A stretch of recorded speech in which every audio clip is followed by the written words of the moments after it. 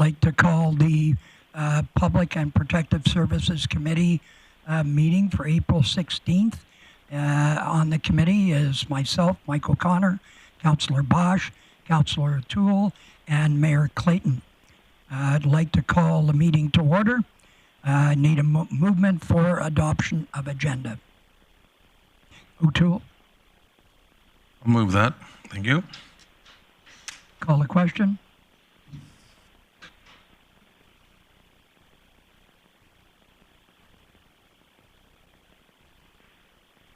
That was carried. We'll now move in. There are no delegations. We'll go to reports, and we'll look to 5.1 service area update. Chief Lemieux.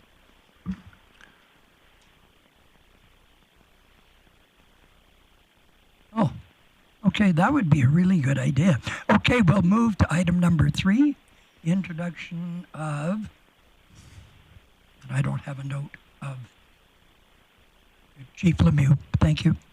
Thank you, Mr. Chair. So this morning, I'd like to formally introduce our new fire chief, Mr. Mark Van Werkhoven. And so I'm going to ask Mr. Van Werkhoven to join us at a presentation table. I am pleased to formally introduce Mark as the Grande Prairie Fire Department's 11th fire chief. Mark brings a wealth of experience in the public safety sector with a remarkable career spanning over 25 years. Mark commenced his professional journey in 1996 with the Canadian Armed Forces, where he continued to serve in a reservist capacity until 2019. He then progressed to the role of EMS District Manager before joining STARS in 2006. Mark remained with STARS until the summer of 2021 when he joined the city as Deputy Chief of Communications overseeing GP 911. His extensive background includes experience in air and ground EMS, 911 operations, and rural fire, showcasing a comprehensive understanding of the multifaceted aspects of public safety. Having had the opportunity to work in diverse capacities across various jurisdictions, Mark's roots remain firmly planted in the Grande Prairie region. We are confident that his wealth of experience, coupled with his commitment to the community, will greatly contribute to the continued success and safety of our city. Mr. Van Werkhoven took over from Fire Chief Preben Bosson on March 20th, 2024. Earlier today, we had a formal swearing-in ceremony for our new fire chief, and we look forward to the positive impact he will undoubtedly bring to our organization, to the fire department, and the broader community. Please join me in welcoming Mark to his new role as fire chief.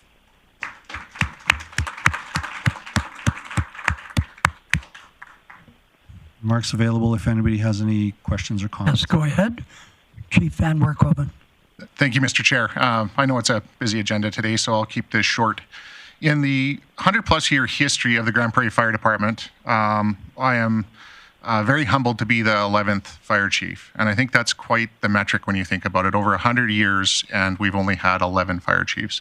And I think it speaks to the culture of our fire department and a culture of members that are driven with a purpose to serve and a desire to support our community. And so it's not only humbling to accept this role, but it's I'm extremely fortunate, I believe, as a fire chief to lead a department with that culture and the members we have. Members that are, again, committed to this community, but also open to having conversations about doing things differently and organizational and operational efficiency.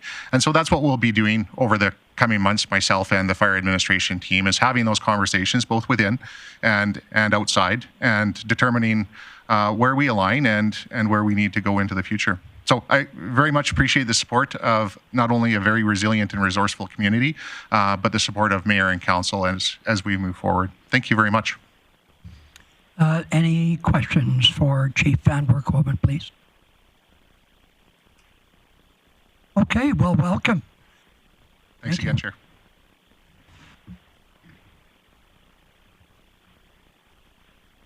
There are no delegations. We'll now move to point 5, 5.1, service area update. Chief Lemieux. Thank you, Mr. Chair. First point, I'd like to inform committee that the move to Cedar Point, formerly known as a coordinated care campus, now renamed as Cedar Point, municipal departments have completed their move to Cedar Point. So we're really pleased with that move that happened over the last 2 weeks. Enforcement services, the officers there are scheduled for their annual pressure point control tactics training in April and May. This training refreshes skills and tactics needed to help keep our officers safe while they carry out their duties. And our taxi inspection or vehicle for hire spring inspections is happening, set to start on April 20th. So brokers and owner-operators have been notified in early March to prepare for the event, and vehicles are actively being pre-booked in for their inspections. On a mobile outreach front, outreach teams provided assistance to 472 unique individuals during the first quarter and responded to 2,812 dispatches. Caseworkers offered personalized support to 137 unique individuals, with 54 receiving assistance related to housing, 66 receiving supports for income, and 7 receiving help with identification. The needle mitigation worker position was vacant until March the 18th, 2024. Despite the temporary vacancy, 103 needles were collected via outreach efforts. Report from the RCMP, the Community Engagement and Diversity Unit members have been busy with proactive visits to the Friendship Center, Peace Autism, Sunrise House, and Ballad Group. Members are also facilitated fraud talk with residents at Wild Rose Manor. Furthermore, unit members have been actively patrolling the Eastlink Center and Prairie Mall. And a tip from the public resulted in the Grande Prairie RCMP recovering their stolen RCMP ATV. The information obtained also allowed the RCMP to arrest the 2 individuals who were out on warrants in possession of the ATVs. The arrest took place on March 27th, 2024. From the fire department, the city and county upgraded the previous fire advisory to a fire restriction last week due to dry and windy conditions. The forecast calls for some level of moisture, which we're seeing today, and we're very thankful for. From community social development, the City of Grande Prairie, in collaboration with the Northwest Region FCSS offices, is set to host the 2024 FCSSA Provincial Directors Network Conference. That's taking place from Wednesday, May the 1st to Friday, May the 3rd. The conference expects to gather around 75 FCSS directors from various parts of Alberta.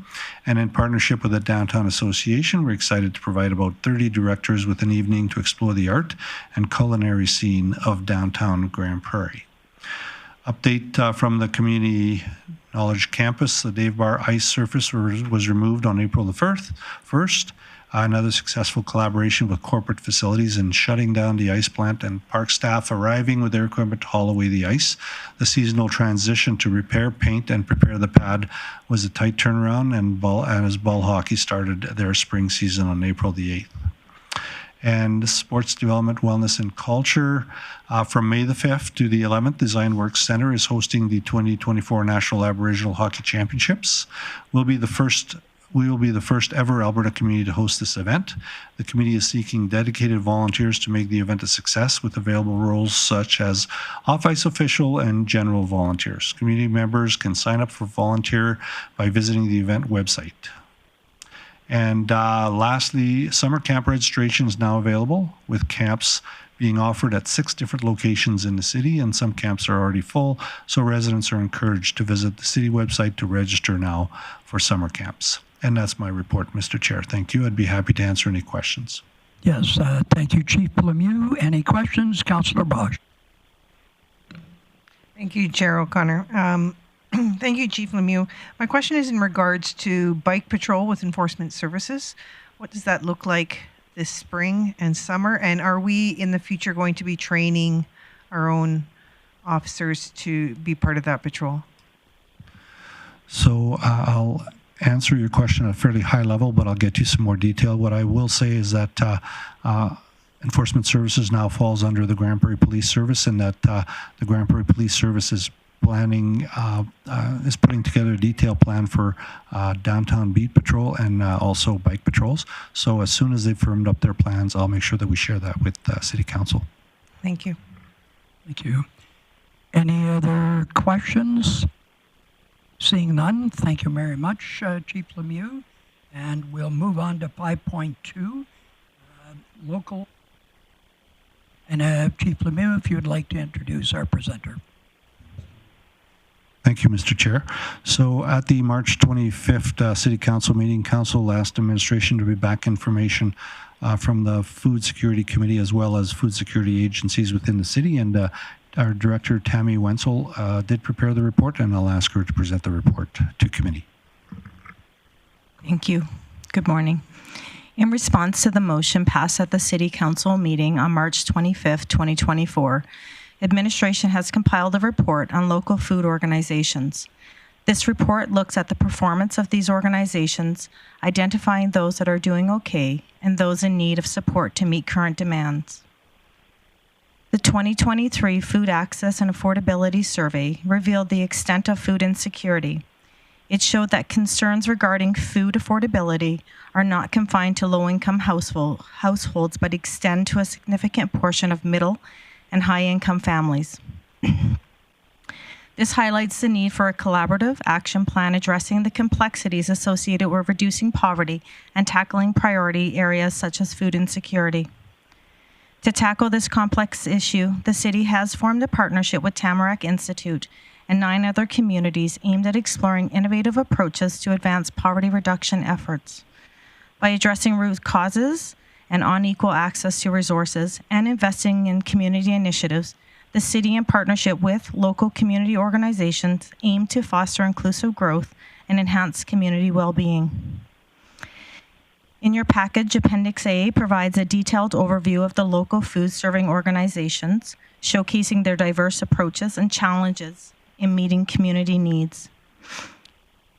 The Salvation Army Emergency Food Program demonstrates significant impact by distributing 2,441 hampers, surpassing their campaign target and ensuring inclusivity for all individuals. However, challenges persist, such as the community kitchen struggles to meet weekend meal needs due to a funding shortfall of approximately $100,000.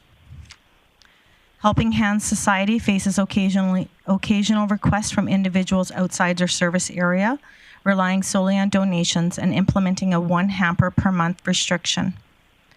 Wapiti House and St. Lawrence Centre provide breakfast to 220 individuals daily, but encounter difficulties in meeting meal requirements throughout the day due to financial constraints. The GP Sikh Society serves around 650 individuals per week, primarily youth, but faces challenges in meeting increasing demands with limited resources, similar to the Kawashi Foundation, struggling due to resource limitation, requiring $20,000 per month for sustainability, despite efforts to provide 2,000 hot meals monthly. Northwest Polytech report that through the Student Association has seen significant increase in the demand for food hampers. Overall, collaboration and community support are essential and to sustain and enhance the impact services provided by these organizations in combating food insecurity in Grande Prairie. The Food Access and Affordability Survey highlights a community desire for increased access to community gardens and edible landscapes, leading to a recommendation in that report to expand such initiatives. Administration has taken steps such as assisting the Grande Prairie Friendship Center in applying for a grant for their community gardens and exploring other opportunities with other city departments. A list of available community gardens, orchards, and edible landscapes can be found on the city website. The food security website on the city's website presents data from the recent survey and provides a list of community resources aimed at aiding those experiencing food insecurity. Each organization listed includes a link for assistance, and also there's a digital resource allowing for exploration of a map identifying various food resources within the community. In summary, the report sheds light on the escalating concerns surrounding food security. City Council's endorsement of emergency funding for the Cairn Society shows a dedication to addressing immediate requirements, while ongoing collaboration like the Western Canada Leading Canada's Poverty Reduction Success Initiative with the Tamarack Institute signifies a proactive stance towards long-term commitment to reducing poverty. The assessment of local food serving organization highlights their efforts alongside the obstacles they encounter, funding limitations, and rising demand. Looking ahead, ongoing collaboration and innovative initiatives will remain pivotal in tackling the complex challenges of food insecurity. I ask Council to accept this report for information. That is the end of my report, and I'm open to questions. Thank you, Ms. Wenzel. Councillor Bosch, then Mayor Clayton. Thank you, Chair O'Connor. I'm just going to throw in someone else that seeming to do a lot in our community as well, and just so that the public knows that if there is avenues for donations or people that they want to offer specifically, the Veterans Association Food Bank of Grande Prairie, and they just did a food drive on the 13th. But I think there may be, a few secrets out there of different organizations that are helping out. So if we don't know necessarily who they are, but perhaps they can contact the city and let us know that they're out there. So thanks. And I look forward to what's coming with the Tamarack Institute. Thank you. Mayor Clayton. Thanks, Chair O'Connor. Going through the evaluation and the survey of the different organizations that you reached out to, there seems to be a lot of inconsistencies in the answers, and maybe a little bit of misunderstanding of the question in regards to some of the answers. Does administration have a plan for streamlining some of these organizations? I mean, I see some of the organizations saying they're good, they actually have enough food, so they're giving to other jurisdictions.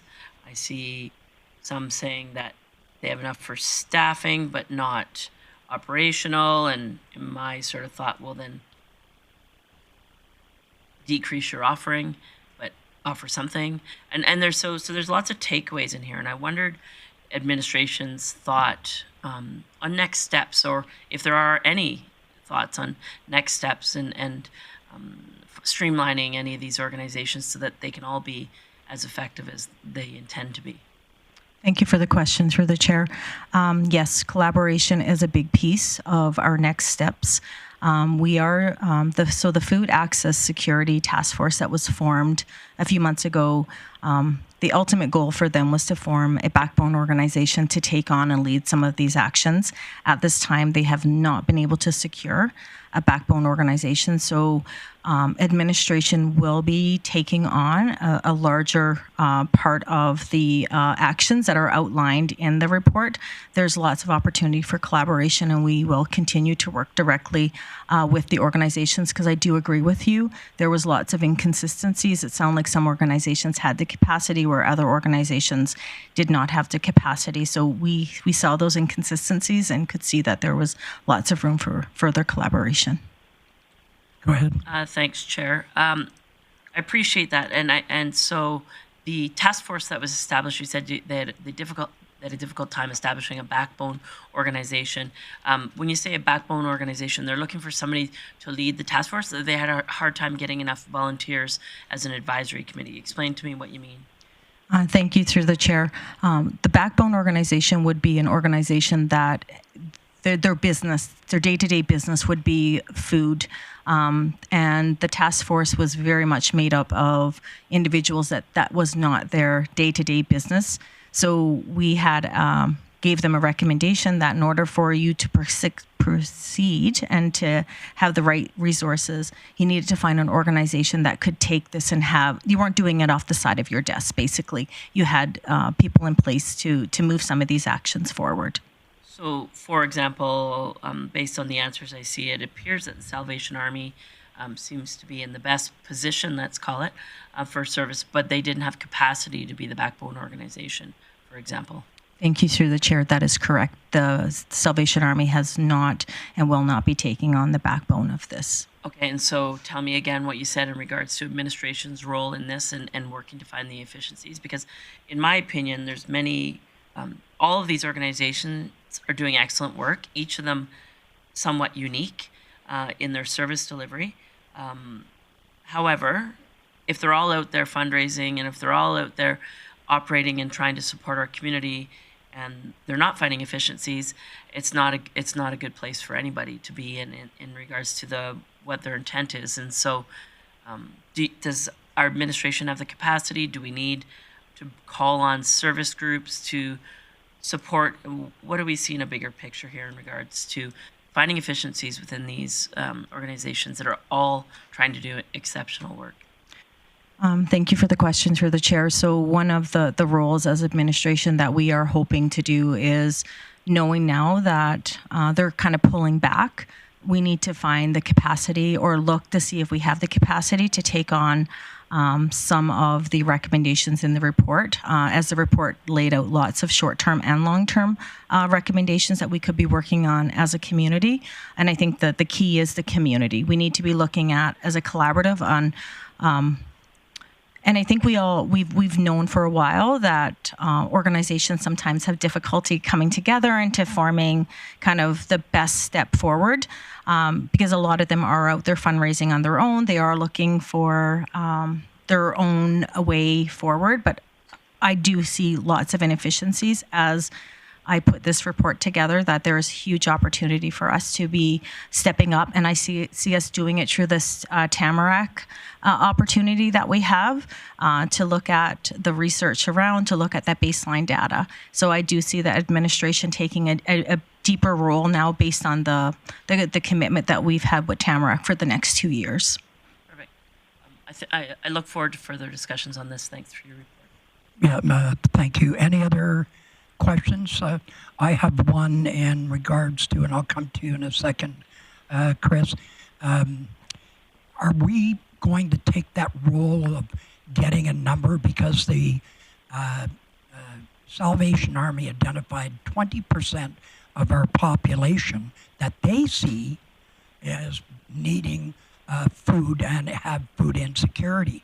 And it seems like based on all these community, that number is a lot higher, and that's very surprising and alarming when we talk about our quality of life in our community.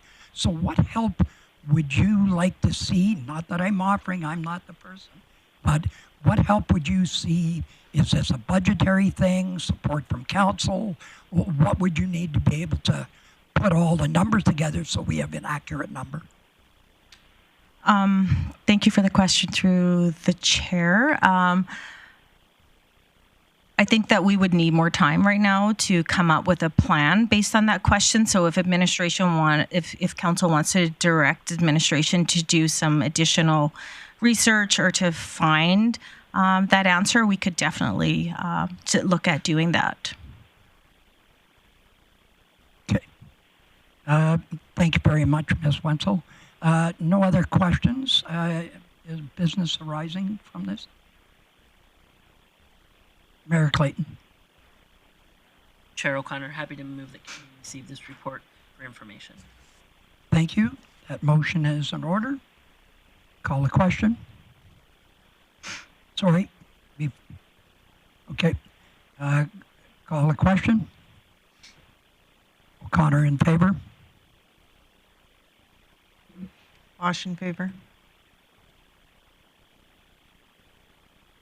Thank you very much. And the chair recognizes Councillor Blackmore.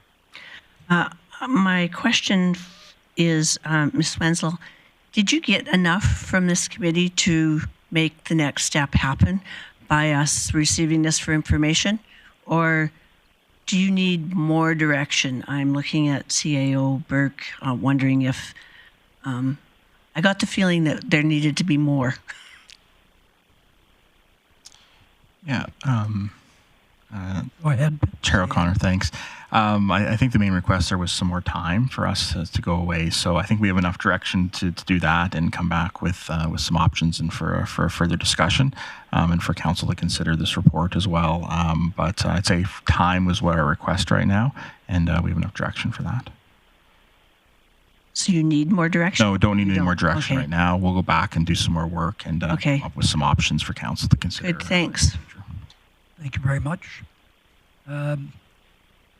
Seeing no other, Mr. Thiessen, you're good? Okay, thank you.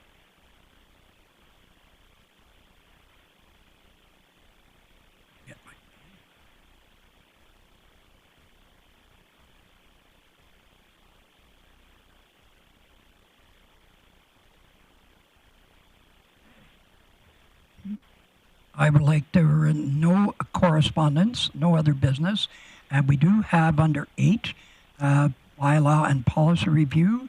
Have an amendment to the minimum thing. Property standards bylaw. Property standards bylaw. So I'd look for business arising. It's going to take. There's a report. Okay. So, Chief Lemieux. Thank you, Mr. Chair. So in front of you is a proposed amendment to the minimum property standards bylaw. It's a minor amendment to deal with Foxtail, and as we know, Foxtail in the last couple of years has been an issue, particularly in certain areas of our community. And so while the bylaw's current definition of nuisance is broad and expansive and to encompass Foxtail and many other forms of nuisance, the amending bylaw adds further clarity by specifically listing Foxtail as one of the examples of a nuisance which might be found on a property. This will help our enforcement services make it easier for them to enforce the minimum standards, property standards bylaw. And Mr. Freeman was instrumental in helping put this together. So between Mr. Freeman and I, we'd be happy to answer any questions. Okay. Are there any questions for Mr. Freeman or Chief Lemieux? Okay, I see no questions. Councillor Bosch. Thank you. Happy to hear this because that was a problem for sure. I move committee recommend council give 3 readings to bylaw C1293B, being an amendment to the minimum property standards bylaw. That motion is in order. Call the question. Bosch in favor. And that is carried. Any further items from that?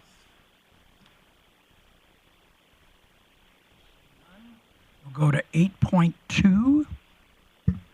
And this is an outdoor event permit. And Chief Lemieux, you introduce the guest, please. Thank you, Mr. Chair. So in front of you are some proposed amendments to the outdoor event permit bylaw C1405. And Stephanie Casley, our Recreation and Culture Executive Director, prepared the report for you, and I'll ask her to present the report. Go ahead, Ms. Casley, and introduce your guest, please. Thank you. Thank you, through the chair. So with me is Ms. Catherine Ridgway, Director of Events and Entertainment. In 2023, the community event process and program has transitioned from sports development, wellness, and culture to events and entertainment. So we jointly developed this report and the proposed bylaw amendments. So both of us will be able to hopefully answer any questions that may arise. The Outdoor Event Permit Bylaw regulates the permitting of large-scale outdoor events encompassing activities such as music events, dance, sport, food, performing arts, or outdoor festivals likely to impact 2 or more municipal services. In 2023, administration engaged with past and prospective event organizers, and their feedback prompted enhancements to the application process and the creation of supportive resources for event planning. Proposed changes to the bylaw include procedural adjustments to enhance clarity and consistency in terminology, and key amendments include guidelines concerning the event site cleanup or remediation, the introduction of a rush fee for processing applications, as well as a clear identified timeline for submitting supporting documents. Administration collaborated with Events and Entertainment regarding the proposed amendments, as well as other internal stakeholders involved in the permit review process. The proposed amendments emphasize clarity and a transparent framework for event planning, benefiting both event organizers and the broader community. Administration recommends that Council give 3 readings to the Outdoor Event Permit Bylaw as amended. And with that, we're available for any questions. Okay, thank you, Ms. Casley. Any questions for the presenter? Go ahead, Mr. Thiessen. Thank you very much, Chair O'Connor. I know I don't sit on this committee. I just had a question in regards to the charges for the rush fee. I was going through the fees, charges bylaw, and I couldn't find it in there. What is the cost of a rush fee to process this application? Thank you. Through the chair. So it is in the bylaw that was adopted as part of budget deliberations last year. So the rush fee would be $100 per event. And where would I find that under fees? Currently, through the chair, it is in under the Sports Development, Wellness, and Culture section of the bylaw itself, and it is under the outdoor event permit section. Okay. Yeah, I'll look it up. Thank you so much. Okay, whoops, all of a sudden we got a room full. Ms. Bosch. Thank you, Chair. My question is in regards to the site cleanup. How do you differentiate if they're using city property, like the bins that the city has already? Are you asking them to clean that up as well, up and above whatever, let's say, garbage bins they bring in? Start and then I'll through the chair. Go ahead. This would be for extra cleanup that would be required to remediate the site, not the day-to-day event cleanup that we would be requiring. Because it's increased probably just through the day-to-day, like garbage bins that are there already. So that is because of the event. However, it is still a right, and that is planned for. Sorry, okay, Chair. Yeah, the regular event cleanup is planned for. It's if there's Through the chair, if there was equipment left on site as part of, say, setting up a stage or other, if it was obstacles or something that was used as part of the event process, there is a timeline identified as part of their permit approval for which that equipment all needs to be removed from the site, in anticipation of another event or something like that. So. Now, just a second part to that, the site cleanup, let's say we're talking about waste bin receptacles. I know I'm on that, but it does take a lot of time. Nobody wants to do that job. Is that a gift in kind that is attached to the event as far as for us reporting? Thank you. Through the chair, it depends on the size of the event and what the requirements are. So if it was certainly typical, garbage bins or barrels that our Parks Department would place for an event, then yes, that is all included as part of the project. If it was something more significant and there was like a large bin brought in, then that may be a requirement that would be a requirement for the applicant to source and pay for. Perfect, thank you.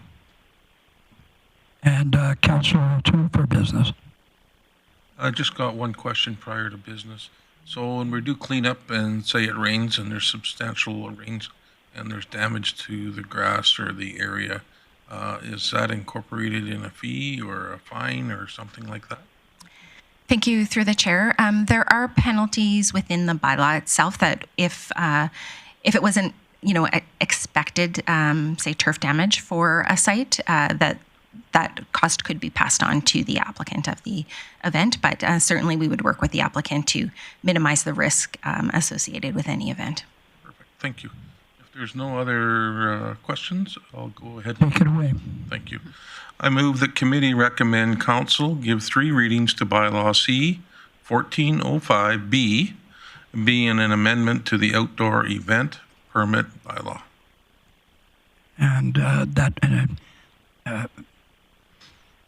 God, I get my... I'm just studying, aren't I? Just got you right whacked out there. Go ahead, we'll call the question. Get one bronchoscopy. And that is carried unanimously. On the outstanding item list, Chief Lemieux. Thank you, Mr. Chair. So on the outstanding items list, today we've dealt with item 1315, so I would recommend that we remove that from our list. Thank you. Okay. And looking for business arising? Councillor Bosch. Sure. I move committee receive April 16th outstanding items list as amended for information. Okay, call the question.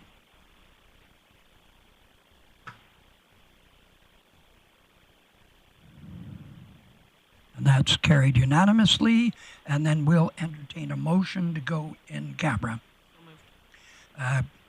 Call the question. Moved by That's carried. We'll take a few minutes